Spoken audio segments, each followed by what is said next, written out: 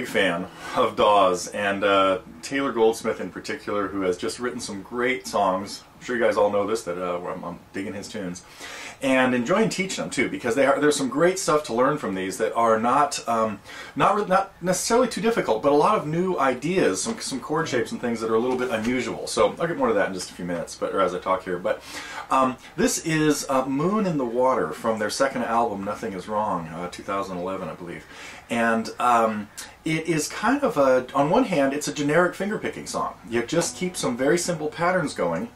But we'll talk about specifically ones that he uses and favors, and some unusual chord shapes. So those were just normal chords there, more or less. We're playing all chords in the key of E with one or two, not really, no real exceptions, just a secondary dominant here and there, but some unusual voicings of chords. So those were just variations on E, A, and B,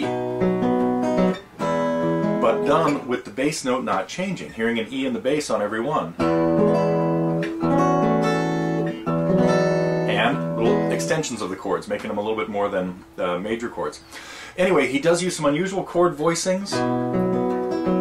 We'll talk about the G family of bar chords, and again, just some kind of normal fingerpicking things. So we'll take a look at the chords. I've got a chart that has the chords charted out from.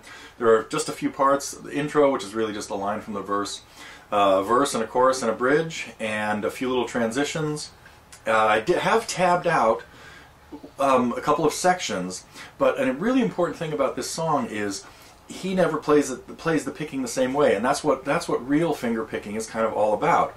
Is just keeping it going and changing it up as you go. Don't even necessarily need to play the chords in the same places. You can sometimes play the E chord down here, you can sometimes play it up here. In this particular song, he never gets further up the neck, but in lots of his other ones, he does. So we'll look at a couple different voicings for chords and a couple different picking patterns, and then you should be able to play Moon in the Water.